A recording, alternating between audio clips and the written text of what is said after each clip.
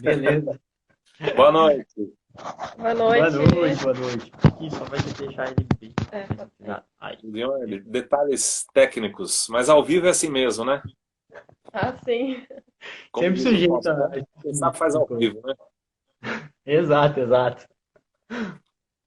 É isso daí, pessoal. Então, como eu estava dizendo, pessoal, vão mandando aí, vão compartilhando para os seus amigos, né, para estarem também participando aí com a gente durante a live. Vão dando um coraçãozinho, eu tô vendo bastante gente curtindo, porque daí o Instagram percebe que a live está sendo legal, está sendo relevante, mostra para mais gente que tanto eu pavimentei quanto a Desenho está ao vivo, e também a gente pode saber que o assunto tá legal, tá bacana, né?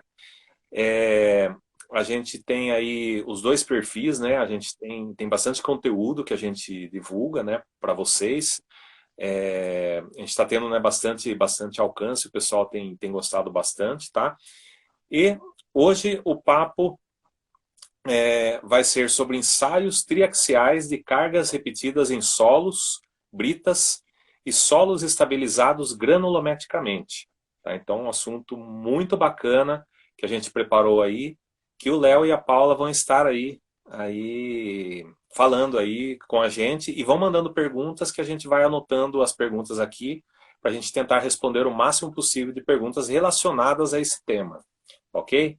Então já vamos passar aqui a palavra, né, para eles. Eu gostaria que primeiro eles fizessem uma apresentação, né, falassem quem é a Paula, quem é o Léo, e depois como surgiu o Eu Pavimentei, qual foi a motivação de vocês. Primeiramente, boa noite a todos os amigos, aos colegas que estão presentes aqui na live, acompanhando, e tiraram um tempinho aí da noite para poder acompanhar a gente e conversar um pouco nesse papo que tanto nos interessa e que faz parte quase do nosso cotidiano. É uma alegria gigante, Sérgio, poder estar presente aí no teu canal, na tua página do Instagram e poder compartilhar um pouco daquilo que a gente vivencia, né? E ainda mais com um amigo tão empenhado dentro da nossa área que é tu com os teus conteúdos, a gente fica muito feliz de poder estar fazendo parte dessa história. Primeiramente, muito prazer, eu sou o Leonardo Brizola de Mello, eu tenho 24 anos, eu sou engenheiro civil de formação pela Universidade Regional do Noroeste do Estado do Rio Grande do Sul, no município de Ijuí, interior do Estado do Rio Grande do Sul. E atualmente eu sou mestrando em geotecnia e pavimentação dentro do programa de pós-graduação em engenharia civil da Universidade Federal de Santa Maria, bem na região central do estado. Boa noite. Faço das palavras do Léo as minhas. A gente está muito feliz de estar aqui, podendo falar um pouquinho da nossa experiência e compartilhar com a tua experiência, né? Bom, eu me chamo Paula Tânia Pascoal, tenho 26 anos. Eu me formei em engenharia civil na Universidade Federal do Pampa, Unipampa, e em Alegrete, também no interior do estado, só que para o outro lado de Juí. Eu me formei em 2017 e eu me formei na metade do ano de 2017 e logo ingressei no mestrado na UFSM, como o Léo já falou, aqui no centro do estado, uma das universidades referências aqui do nosso estado em todas as áreas. E hoje eu sou doutoranda no programa de pós-graduação em Engenharia Civil aqui da UFSM. Legal. E aí, como surgiu o Eu Pavimentei? Qual foi a motivação de vocês com o projeto? Eu acho que, na verdade, o Pavimentei ele surgiu a partir de uma série de conversas e bate-papos que nós tínhamos e nós víamos a dificuldade de encontrar conteúdo de fácil acesso acerca da pavimentação. Todas as sextas-feiras estavam acontecendo reuniões da rede temática de asfalto na internet, logo que a quarentena começou. Então foram organizadas uma série de reuniões onde eles acabavam convidando diversos professores, diversos pesquisadores, pós-doutores de todo o país e também de fora do país, onde se discutiu dos mais diversos temas que eram abordados e eram pesquisados dentro da academia. E nós vimos uma oportunidade de, quem sabe, democratizar esse tema e essa situação para mais pessoas. porque nós vimos que nós tínhamos o privilégio de estar entre grandes profissionais com referências dentro da área da pavimentação, no âmbito acadêmico, e às vezes nós notávamos que esse tipo de conteúdo ele poderia ser mais fácil, de mais fácil acesso para outras pessoas. E foi mais ou menos nesse intuito que eu chamei a Paula e a gente começou a organizar e pensar, fazer um brainstorm, e começou a surgir os primeiros passos aí do que veio a se tornar o Pavimentei. Bom, a nossa maior motivação, eu acho que é levar um conteúdo numa linguagem mais simples e menos científica. A gente está acostumado a uma linguagem muito técnica, que talvez ela não seja do agrado de todo mundo, talvez ela não nossos trabalhos não cheguem a todo mundo.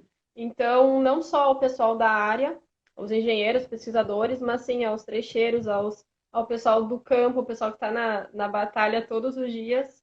E então a gente busca usar uma linguagem mais simples, mais clara para atingir todo o público interessado, até os curiosos que não entendem muito da área.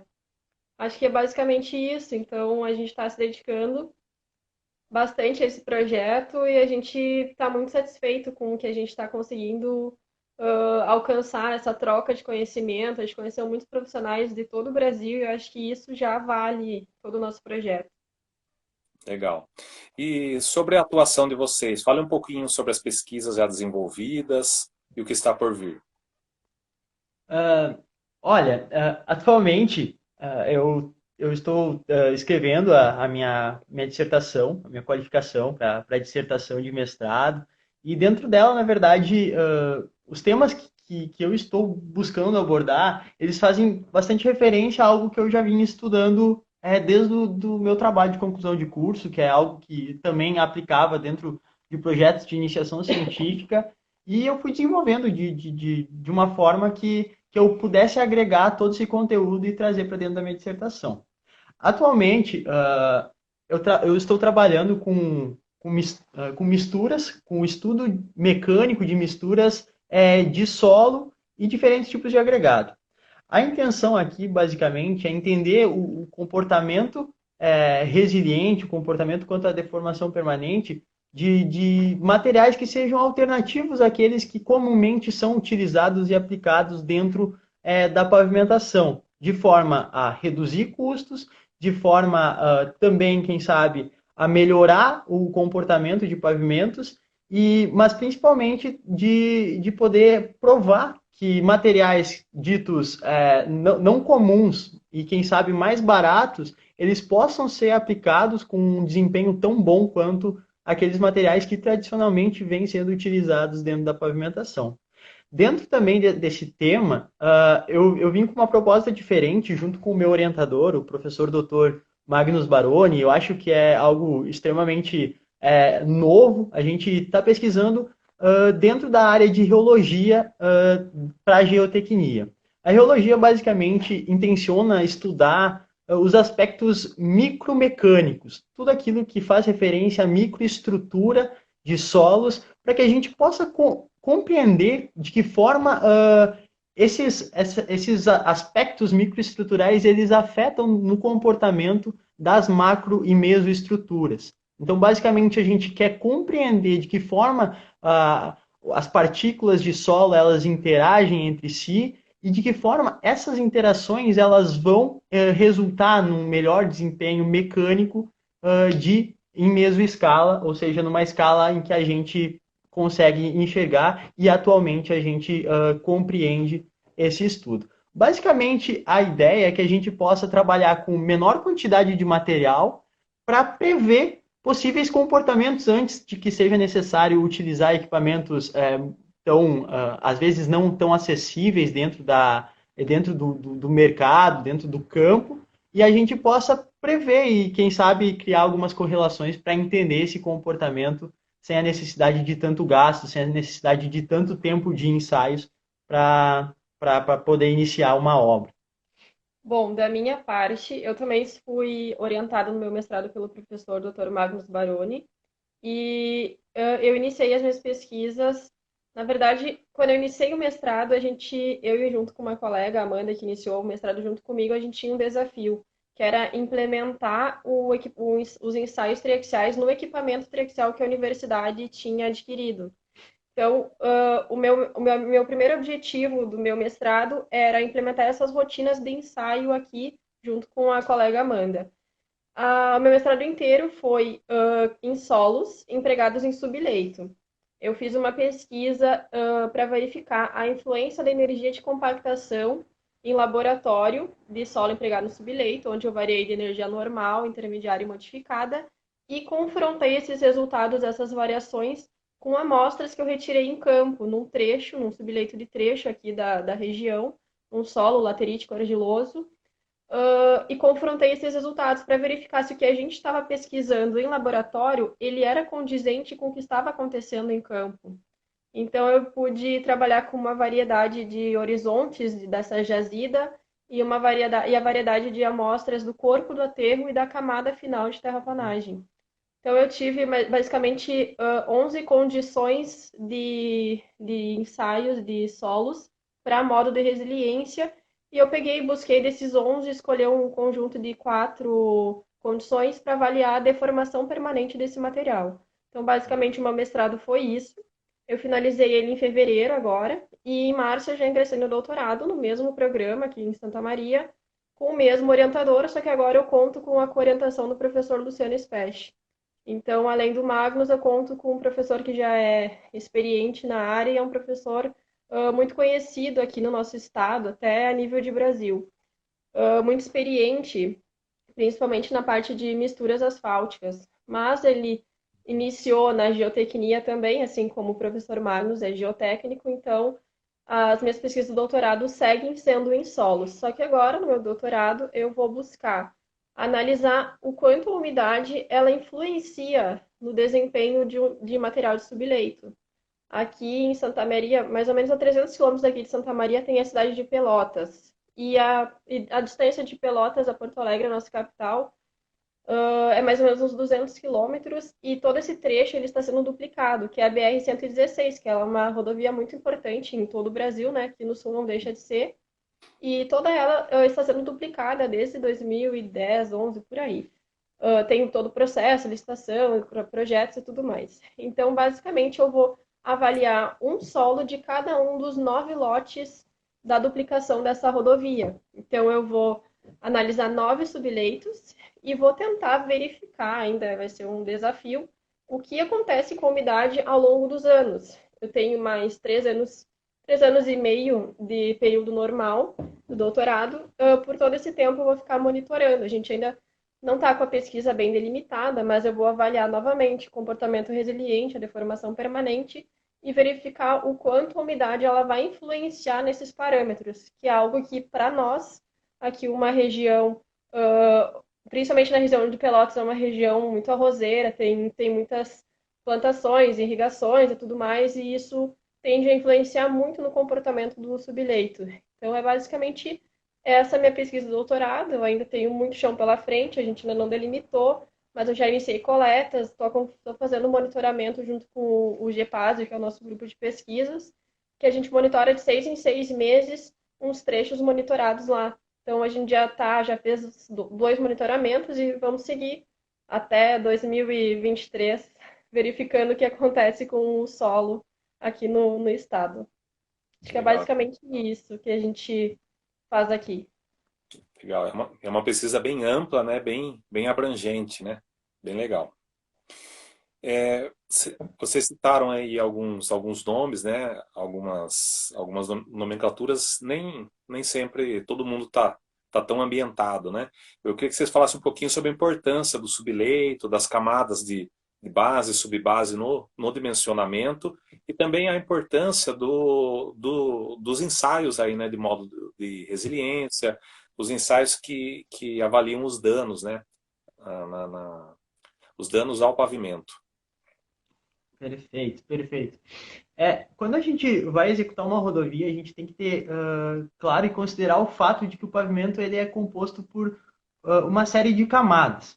E cada camada ela tem características que são próprias delas e elas estão sujeitas a esforços que vão estar distribuídos de forma horizontal e também vertical, até que esses esforços eles atinjam o subleito. O subleito ele é considerado como se fosse a fundação do pavimento rodoviário e ele vai receber a parcela desses esforços que são aplicados pelo tráfego dos veículos, né?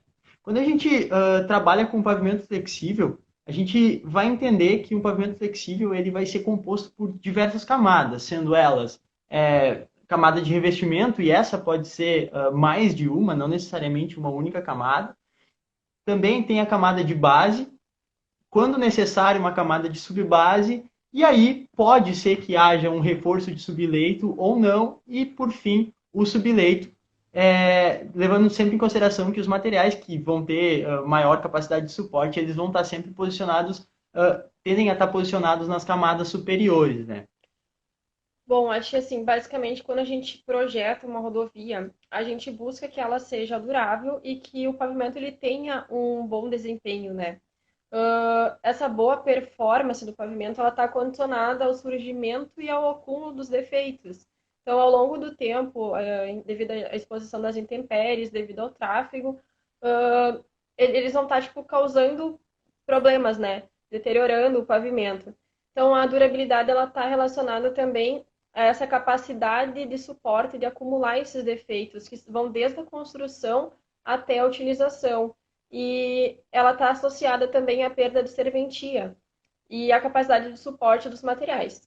A gente sabe que o método vigente aqui de dimensionamento aqui no Brasil, que é o método do engenheiro Murilo, ele é um método que considera apenas a capacidade de suporte do subleito. Ele não realiza o dimensionamento com o intuito de prevenir os principais mecanismos de deterioração, que são a fadiga e o ATR. Embora ele seja brilhante para a época dele, ele tenha cumprido um papel muito brilhante dentro da engenharia rodoviária, a gente acredita que hoje, para as condições de tráfego, clima, carga, ele acaba não atendendo todas essas necessidades, né? Eu endosso o que a Paula diz, porque às vezes a gente tem uma ideia de que, porque o método do engenheiro Murilo Lopes de Souza está sendo substituído, ele não serve mais, ele nunca prestou, e não é assim. Como a Paula se referiu, ele foi um método muito brilhante para a época em que Ele ele foi um foi. gênio.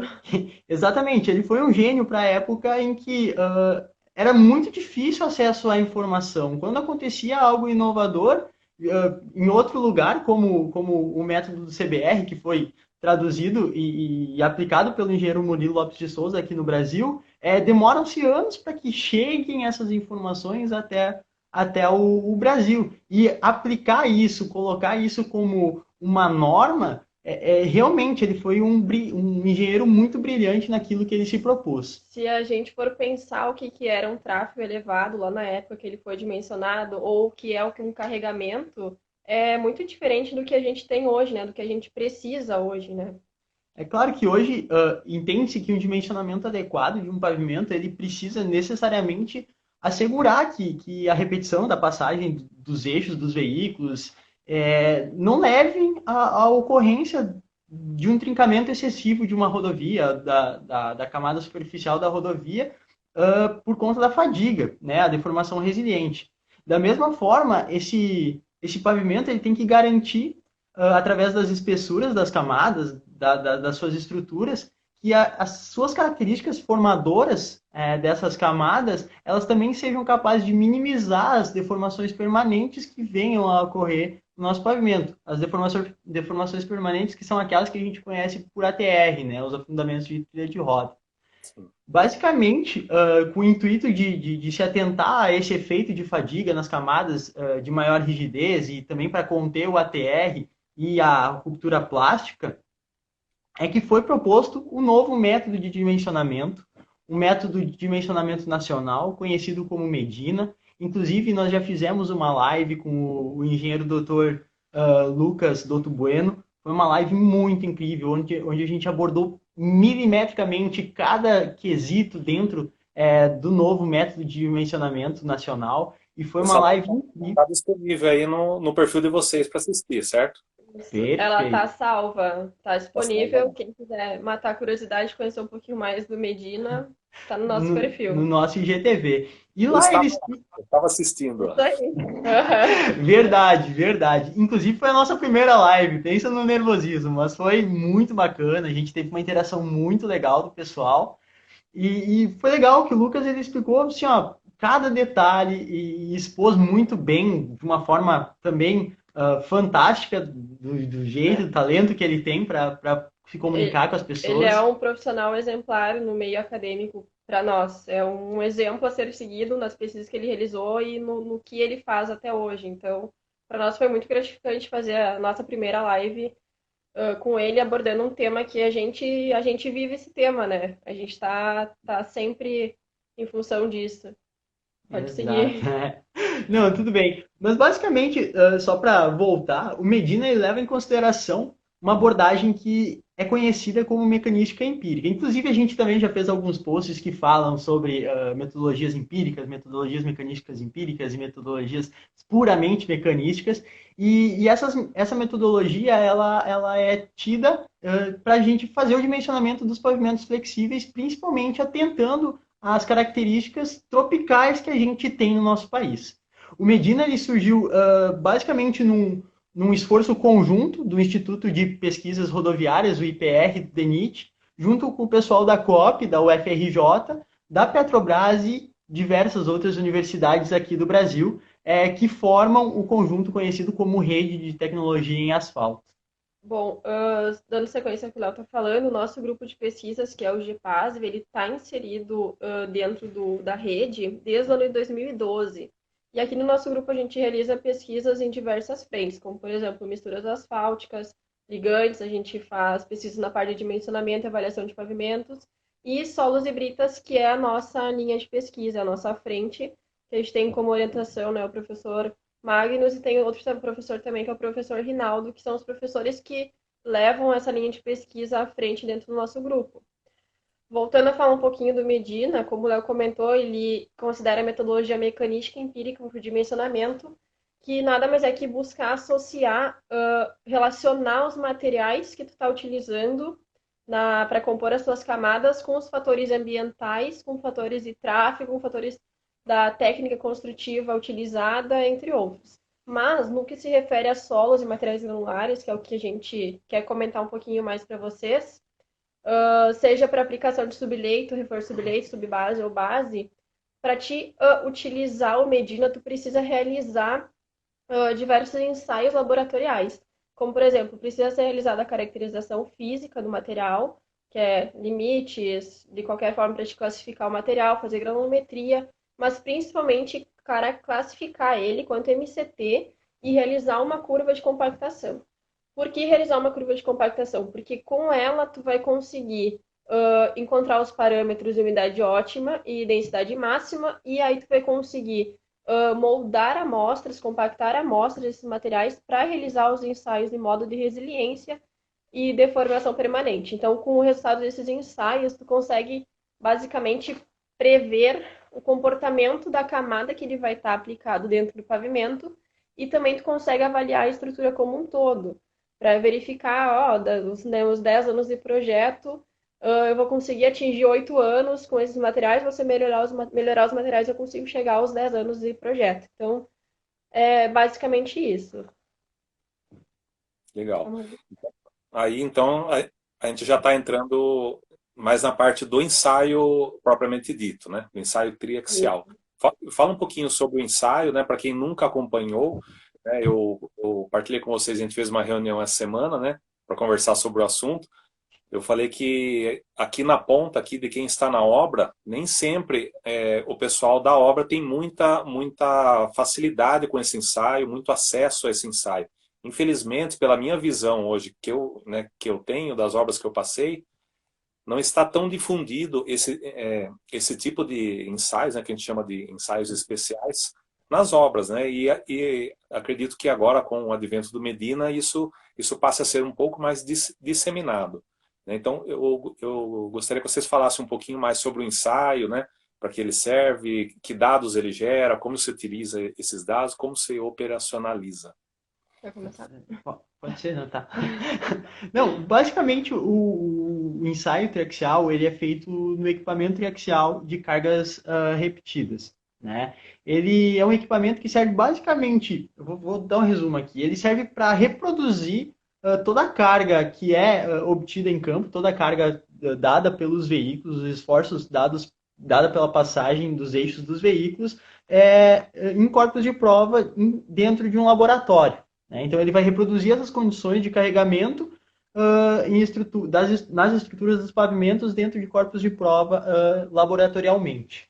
Bom, tu precisa ter corpos de prova a depender da condição do material, mas para solo, um corpo de prova de 10 centímetros de diâmetro e 20 centímetros de altura. Para materiais granulares, a depender do material também tu consegue fazer nessas dimensões, mas se o agregado ele for, não lembro exatamente o diâmetro, o tamanho dele, mas talvez tu precise fazer corpos de prova de 15 centímetros de diâmetro e 30 de altura.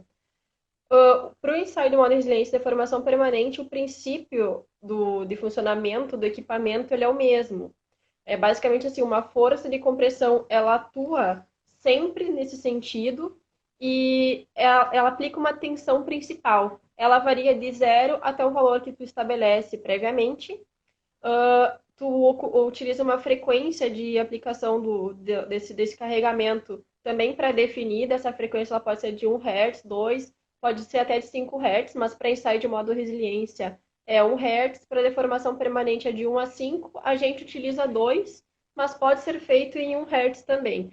E é basicamente assim, é um pico de aplicação de carga e um tempo de repouso.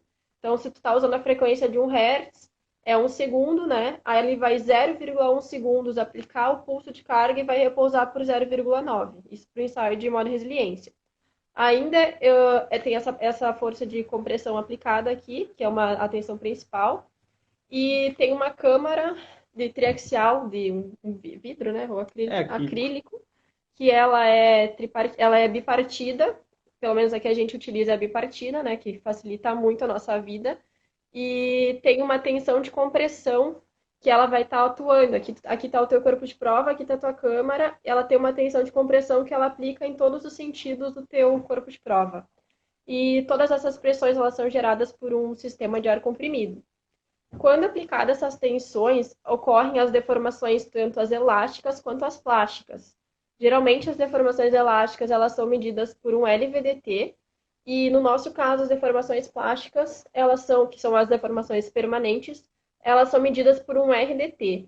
Isso tudo é enviado, todo o sistema eletrônico é enviado por um software, que é um sistema de aquisição de dados, e é registrado. Então, basicamente é isso, é um equipamento, a gente pode até te passar depois uma foto do equipamento que a gente utiliza, mais detalhada, tu pode compartilhar com os teus seguidores, a gente com os nossos. Basicamente é isso. Quer falar da MR? Pode ser. Só para eu respirar um pouquinho. Claro, claro. Olha só, que legal. Esse mesmo equipamento é o equipamento que vai reproduzir dois tipos de ensaio, que nem a Paula estava falando, tanto o ensaio de módulo resiliente quanto o ensaio de deformação permanente. Eu vou abordar um pouquinho sobre o ensaio de módulo resiliente, porque ele é um ensaio que além de eu ter uma facilidade maior em relação ao de deformação permanente, ele é também o mais rápido, ele tem uma execução mais rápida e basicamente ele vai aplicar diferentes pares de tensões dentro de um corpo de prova. Basicamente, o que vai acontecer? Tem a tensão confinante, que nem a Paula estava explicando, que essa tensão ela é aplicada em todos os sentidos do corpo de prova. Esse corpo de prova que é cilíndrico, lembrando. E ele vai estar dentro dessa câmara triaxial que não vai permitir a fuga das pressões ali de dentro. E essa tensão confinante basicamente diz respeito àquela parcela do material que está no interior da camada do pavimento. Então, é como se fossem os esforços que estão vindo de todos os lados. Aqueles esforços que o confinamento do material dentro da camada do pavimento vai estar sofrendo. Então, basicamente, ele está reproduzindo esses esforços dentro do laboratório. O segundo tipo de tensão que o MR aplica, que o ensaio de MR aplica num corpo de prova, é aquela tensão que é conhecida como tensão desvio. Ela é uma tensão normal, uma tensão aplicada na parte superior do corpo de prova, digamos que o corpo de prova seja a minha mão, e essa tensão é aplicada em pulsos de carga. ela vai simular basicamente a passagem dos veículos, que nem a Paula estava falando. O pulso é aplicado e de forma bem consecutiva, e ele vai simular como se fosse os eixos dos veículos passando em um determinado ponto do teu pavimento. A norma que regulamenta esse ensaio, o ensaio de MR, ela é a norma 134, acho que 2018, se eu não me engano, e ela apresenta basicamente duas vertentes de execução do ensaio. A primeira vertente, ela diz respeito aos ensaios que são realizados em materiais que vão ser utilizados em subleitos, e esses materiais eles têm que ser submetidos a 12 pares de tensões distintos. E a segunda vertente diz respeito basicamente à aplicação desse ensaio em materiais que vão ser utilizados em subbase e base de pavimentos. Então, assim, ó, em um único corpo de prova, tu aplica esses 12 pares, se esse corpo de prova ele for um material de subleito que tu quer verificar o comportamento do subleito, então no mesmo corpo de prova, 12 pares, caso for, por exemplo, uma BGS, que vai estar empregada numa base, no mesmo corpo de prova você vai aplicar 18 pares diferentes. Segue. Bom, esses pares de tensões eles vão levar à consecução, ou seja, a gente vai conseguir captar os valores de modo de resiliência para cada um desses pares. Mas antes de executar cada um desses 12 ou 18 pares, dependendo para que esse material vai ser utilizado, a gente tem que fazer, a norma, na verdade, ela nos solicita que seja realizada a aplicação de um condicionamento, que a gente chama. Esse condicionamento ele vai ser aplicado antes de começar a execução da aplicação dos pares de tensão propriamente dito, que é da onde a gente vai retirar o resultado dos valores de modo de resiliência. Sempre que o material ele tem uma origem desconhecida, a gente não conhece a jazida, a gente vai ter que realizar os ensaios em triplicata, ou seja, a gente vai ter que fazer pelo menos 3 ensaios em cada 3 corpos de prova para cada material, né? Em resumo, nesse ensaio, a gente vai conseguir, a partir desses pares de tensão, retirar valores de modo de resiliência para cada um desses pares, mas não são esses valores que a gente vai utilizar. No ensaio, a gente vai utilizar as tensões confinantes e as tensões de desvio, e o valor de MR resultante para cada um desses pares, a gente vai aplicar dentro do Excel ou de um software estatístico, para a gente poder fazer o tratamento dos dados, e aí sim a gente conseguir saber qual é o valor de modo de resiliência.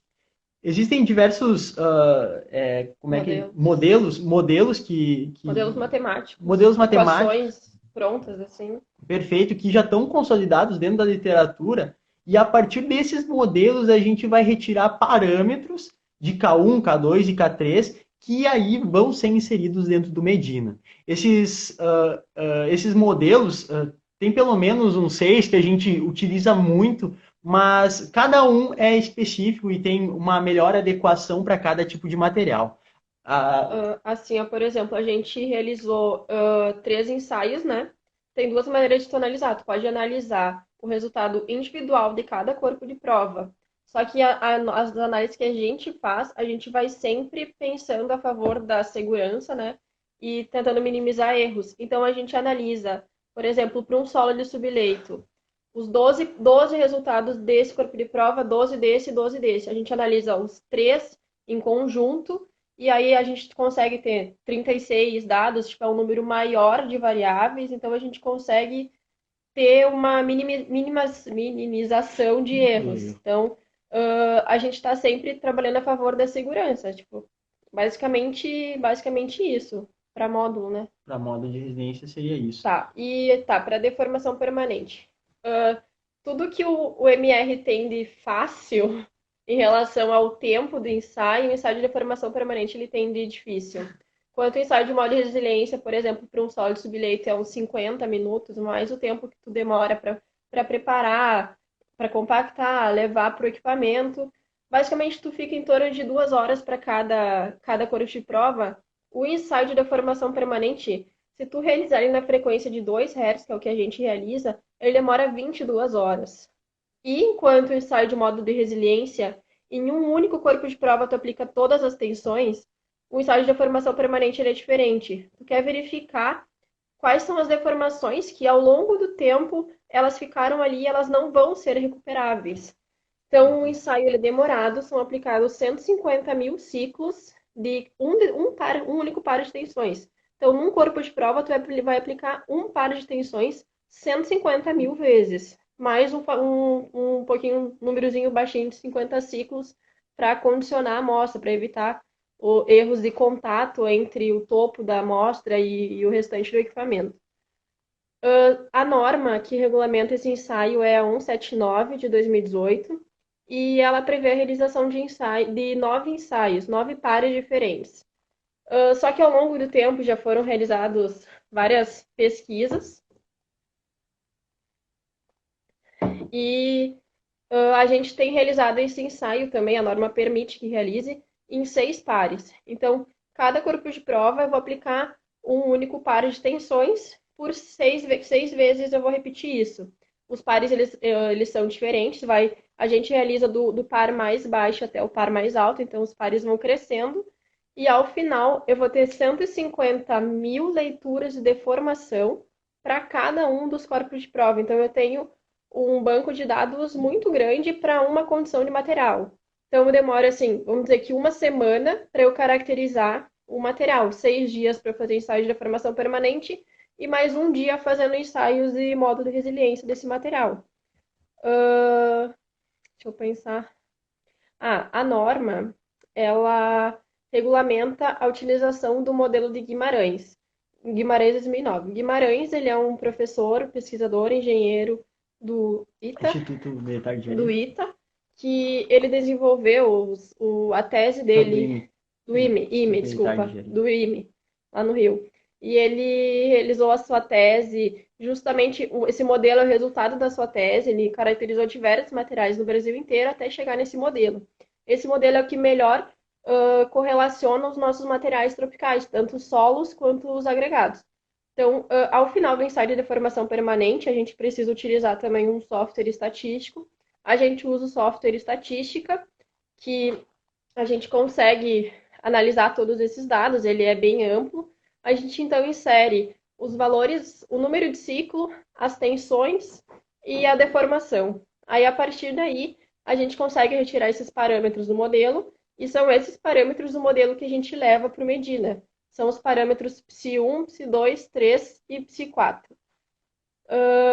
Ainda com os resultados dos ensaios de deformação permanente, a gente consegue analisar se o material entrou em shakedown. Ou seja, tem um objetivo por trás dessa teoria de shakedown é verificar se as deformações sofridas pela estrutura elas vão conduzir a uma ruptura ou se esse material vai tender a se estabilizar, a se acomodar. Então, o shakedown ele ocorre quando o material ele apresenta uma resposta plástica decrescente e é para um determinado número de aplicações de carga, quando esse material ele vai parar de se deformar, ele vai estabilizar. Então, é basicamente isso que a gente tira do ensaio de deformação permanente, que são os parâmetros psi. Então, tu fazendo todo esse esforço de ensaios, tanto para solos quanto para britas, tanto aplicado subleito, reforço, subbase ou base, tu tira os parâmetros K para o modo de resiliência e os parâmetros psi para deformação permanente. Aí tu vai conseguir inserir esses parâmetros dentro do Medina e assim tu vai conseguir prever como que essa camada ela vai se comportar ao longo do tempo.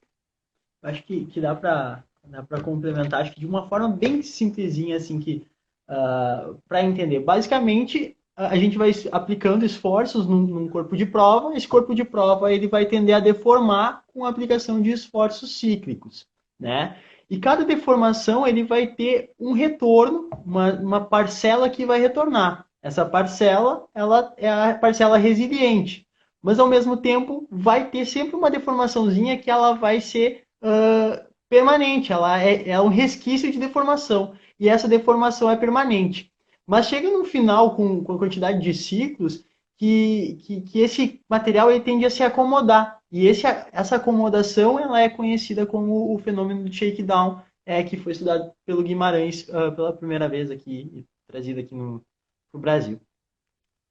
Acho que basicamente dos ensaios é isso. Então, em resumo, a gente tira esses parâmetros, a gente não utiliza os valores de módulo em si. O que nos interessa são os parâmetros que jogando esses parâmetros numa determinada equação, a gente vai conseguir ter um valor de modo resiliência. Ainda assim, se a gente, não que a gente tenha dúvidas, mas cada pesquisador faz de uma forma, sabe? Então, a gente adotou essa maneira de analisar os resultados aqui e todo mundo que está realizando os ensaios voltados a essa área estão seguindo essa maneira. Legal. Então, basicamente, os ensaios eles tentam simular o que vai acontecer lá, né? Na hora que estão passando os carros, né? Os ciclos, né? Vocês simulam isso no laboratório para poder fazer essas análises todas, né? Quanto ao módulo e quanto à deformação permanente também. Exato. Isso mesmo. Pessoal, vão mandando perguntas. A gente já tem perguntas aqui, tá? Vão colocando perguntas aí para eles responderem, tá? Só abrindo um parênteses rápido, a gente está aqui já no aquecimento para o nosso webinário de fresagem, que vai ser na quinta-feira que vem, às 20 horas, tá? Então, se você ainda não se inscreveu, a gente tem o link aqui na bio do Instagram e nas outras mídias sociais. Se inscreva para o nosso primeiro webinário sobre fresagem de pavimentos, tá ok? E depois de se inscrever, você vai receber um e-mail de confirmação, que é necessário confirmar a inscrição. Beleza? Então, vão colocando perguntas aí. A gente já tem uma pergunta aqui do Virley. Por onde ando, não existe mais postos de pesagem de caminhões. Se puder, fale sobre o que se pode notar no asfalto quanto à danificação. Ai, tô Draco. Pediu. Bom, a ação do tráfego é o que vai ocasionar a danificação, que pode ser tanto a fadiga quanto o afundamento, ou ambos, né? Olha, os pedágios, as balanças, elas faz, acho que uns 5 anos, pelo menos, que a gente não vê, mesmo aqui no Rio Grande do Sul, mais essas balanças. A gente não sabe dizer o motivo delas terem sido desativadas, mas existem diversas outras maneiras de tu fazer essa pesagem. Por exemplo, Araranguá, se não me engano, em Santa Catarina, tem um local de monitoramento, se não me engano, acho que é a URGS, que realiza os monitoramentos. Eu não tenho certeza absoluta da cidade, mas se eu não me engano é lá. É num posto de pedágio que tem, da BR-101, tem sensores na pista, que nesses sensores é capaz de prever quantos eixos passaram. Então, assim, as pesagens em si, elas não têm sido realizadas, pelo menos aqui no Rio Grande do Sul, mas com sensores para verificar quantos eixos passaram, a gente consegue ter uma noção das solicitações no pavimento. Então, todas as solicitações elas são transformadas no eixo padrão, né? Acho que não sei o que pode complementar. A compreensão do eixo padrão é fundamental para a gente poder realizar a previsão do tráfego, das solicitações e, consequentemente, das deformações e daquilo que vai acontecer no nosso pavimento. É claro, por exemplo, hoje a gente tem tudo que é tipo de eixo, né? A gente parou de ter aqueles eixos simples de roda dupla e deu. Agora a gente tem tritrem, quadritrem, tudo que é possível a gente vê por aí, né? Então, basicamente, a norma, ela define uma forma da gente trazer esses diversos eixos que a gente tem para um eixo padrão, né? Então, há um cálculo específico para que a gente consiga prever qual seria a carga de um eixo padrão que essa quantidade de eixos de um determinado veículo representa dentro para a nossa estrutura de pavimento. E todas essas solicitações, elas estão associadas diretamente às danificações, né? À deterioração do pavimento em si. Não sei se tem alguma coisa para nos ajudar a responder essa pergunta. Como é que é em São Paulo? Ainda tem muita balança? Não, acho que é isso. Eu vou até falar aqui, causar uma polêmica aqui, né, para ser criticado, porque a gente vê muita balança vazia. Eu já construí balanças ao longo da minha carreira, né? Infelizmente, a gente vê muita balança que parece que é obrigação talvez obrigação contratual aí das concessionárias de construir, mas a operação é está muito aquém do que seria necessário, né? Então, esses dias eu estava lendo também um artigo na internet, ele citava essa mesma coisa, que tem muita balança até que poderia estar em operação, mas infelizmente não tem ninguém lá para operar, né? Não tem os funcionários lá, o equipamento lá para para poder fazer uma fiscalização. E a Agora, gente sabe que o excesso de carga é o que danifica mesmo o pavimento. Então, isso eu acho que é uma constante no Brasil de ter muito poucas balanças em funcionamento, infelizmente, e quem paga essa conta somos nós, né? Somos todos nós que, independente das rodovias serem públicas ou geridas por concessionárias, elas estão sofrendo uma degradação maior porque a gente anda nas rodovias e vê só balanças fechadas. É muito difícil ver balanças abertas operando, agora, infelizmente. agora eu me lembrei, ali em Pelotas, no início da 116 tem uma balança em funcionamento, mas é um trecho concessionado, então é a Ecoplus, se não me engano, que administra ali. E ali está funcionando, ali está em perfeito funcionamento, mas igual o pessoal comenta, é muito engraçado quando estraga alguma coisa na balança, o número de veículos passando é muito maior. Parece que eles esperam parar, estragar alguma coisa para poder passar ali, né? Justamente por isso, né? O excesso de carga. Então, é isso que acaba danificando muito mais, né? Exatamente. Como eu falei, muita gente vai me criticar, mas se eu não me engano, nesse artigo falava que balanças em rodovias públicas no Brasil não tem mais de 8 funcionando. Se eu não me engano, é isso que eu li no artigo. Então é muito pouca balança operando. Mas sem Aham. causar mais polêmica, tem outras perguntas aqui. A Cristiane está perguntando qual a normalidade referente a tempo de se fazer manutenção em uma rodovia de qualidade. Olha, as rodovias, principalmente quando a estrutura é um pavimento flexível, ela tende a ter ela é projetada para ter uma durabilidade de 10 anos, né? Mas é claro, esses 10 anos eles têm que acontecer pequenas conservas durante o período de vida útil do pavimento. Isso é fundamental. Só que varia muito de rodovia para rodovia. O ideal é que sempre tenha Se respeite os limites. Pode falar. Se respeite os limites de afundamento, assim, por exemplo, numa rodovia que é de gestão pública, esse limite ele é bem variável, mas, por exemplo, numa rodovia que ela que é concessionada, os limites eles são bem mais justos, por exemplo, limitam um ATR máximo de 10 milímetros, por exemplo. Até agora, um exemplo assim, tipo, não tem um tempo certo para se fazer essa manutenção.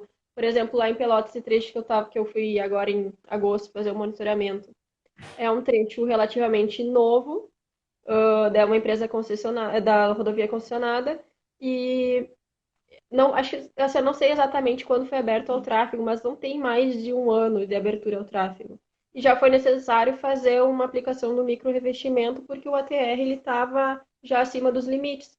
Então, assim, o tempo não é certo, vai depender como é que está se comportando a tua estrutura em si. Se tu verifica que o teu problema é ATR, tu vai lá e consegue sanar esse defeito aplicando micro, alguma coisa assim. Se tu vê que seu problema está começando a ser trinca, inicia selando as trincas. Vai buscar sempre a melhor solução. Como a gente está numa área assim que ela varia de metro em metro, já talvez se mude o material, né? É uma área bem difícil, então não tem como tu dar um tempo exato para as coisas. Acho que é basicamente É, isso. Talvez o pavimento de concreto ele tenha mais um tempo correto, assim, de tanto nos tempos, tem que ir lá e tem que verificar se limpar as juntas, ou sei lá, ou não sei exatamente os tempos, mas talvez no de concreto siga mais a risca, tenha mais uma regra a ser seguida, né? a grande variação de características que nós temos nos materiais, isso torna tudo muito incerto dentro dessa área que a gente atua, né? Os pavimentos de concreto, por um exemplo, eles são dimensionados para um tempo de vida útil muito superior a um pavimento flexível, Geralmente 30, 30 anos. 25, 30 anos. Então, isso é muito grande essa mudança, né? E muita gente acha, não, mas então vamos meter concreto em tudo, por que não? E aí tu para pensar, não, mas também tem o custo, né? É muito alto, tem também a questão de falta de incentivo por parte do governo, Ou a né? demora A liberado o demora, tráfego, que no concreto para ele atingir uma certa resistência, ele demora muito mais tempo, são né? diversas questões aí que tem que ser levado em consideração. E, claro, cada caso é um caso, não adianta a gente querer generalizar, porque isso é impossível. A gente está trabalhando, querendo ou não, com situações que são de muita incerteza. E, inclusive, por isso... Várias variáveis. Várias variáveis. E por isso que é muito, muito normal se aplicar o empirismo dentro das nossas obras, porque faz parte, né, além da cultura da engenharia rodoviária brasileira, mas também pela grande quantidade de variáveis é muito mais difícil a gente conseguir alcançar a utopia que a gente vai conseguir trabalhar mecanisticamente com os pavimentos, né? Assim como a gente trabalha para dimensionar uma viga de concreto ou dimensionar um pilar dentro de uma obra de construção civil. Como a gente Legal. escreveu numa das nossas publicações, acho que todo o sonho do engenheiro rodoviário é trabalhar com uma metodologia puramente mecanística, né? Hum. Mas a gente tá muito longe de conseguir uma coisa assim. Então, É, a gente segue existe, enfrentando essas variáveis que a gente encontra, né? ainda existe um abismo gigantesco até que a gente possa alcançar isso. E não adianta, claro que existem muitas pesquisas, mas infelizmente ainda está só dentro do meio acadêmico e a gente tem que trabalhar para que a gente consiga levar também para o campo, né? Mas não é fácil. Há um caminho, há um tempo que a gente precisa. E a gente precisa respeitar esse tempo, né? Porque não é simplesmente a academia e as normativas chegarem e imporem.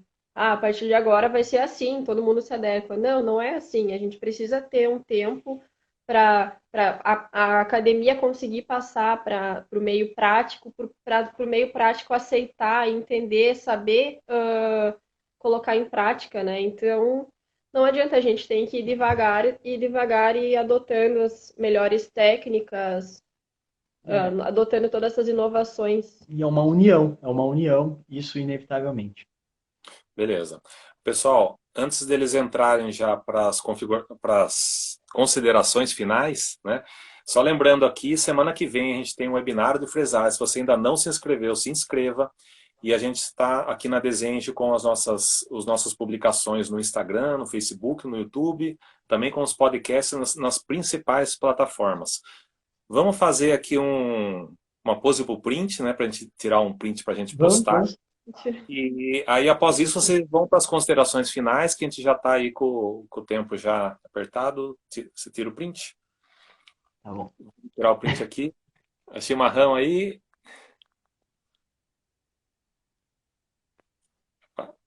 Vai, Beleza, perfeito. pessoal. Então, a palavra de vocês aí para os últimos minutos aí que a gente tem para as considerações finais. Né? Eu acho que foi um papo muito legal, muito edificante aí, com muito conteúdo. Bom, primeiramente a gente queria agradecer a oportunidade de estar batendo esse papo contigo. Desde que a gente iniciou o Pavimentei, acho que foi uma das primeiras pessoas que a gente teve um contato, foi você. Logo a gente contou cada uma a sua história, né? E a gente se identificou e passou a te admirar o teu trabalho.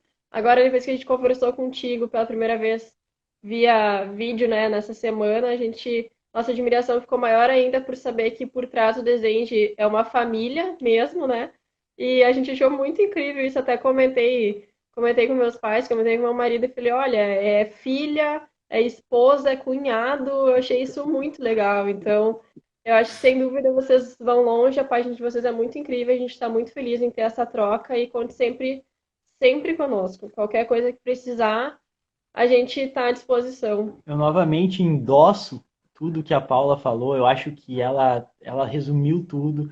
Muito obrigado mais uma vez, Sérgio, pelo convite, da gente poder estar aqui conversando nesse bate-papo descontraído contigo, contando um pouquinho do que a gente faz. E essa questão familiar aí dentro da tua organização empresarial é fantástica, cara. A gente fica muito feliz de poder ter te conhecido e poder ter um cara da tua estirpe, que nem a gente fala aqui no Rio Grande do Sul, nos apoiando e ajudando a gente a crescer. E é que nem eu falei, esse esforço conjunto entre o pessoal da academia e o pessoal do campo, nossa, só tende a levar ao desenvolvimento da engenharia rodoviária no nosso país. Todo mundo tem a crescer, né? Não só o meio prático, a academia, mas a gente tem crescer como pessoas também, né? Como profissionais com toda essa troca. A gente espera do fundo do coração que essa parceria possa continuar por mais e mais tempo, viu, amigo?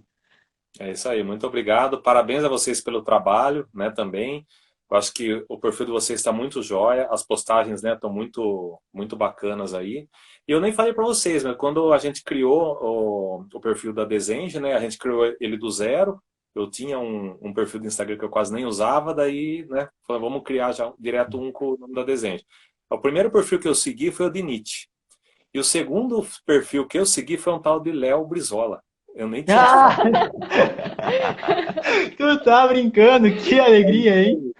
Mas beleza, cara, muito bom conhecer vocês e vamos continuar aí com o trabalho, né?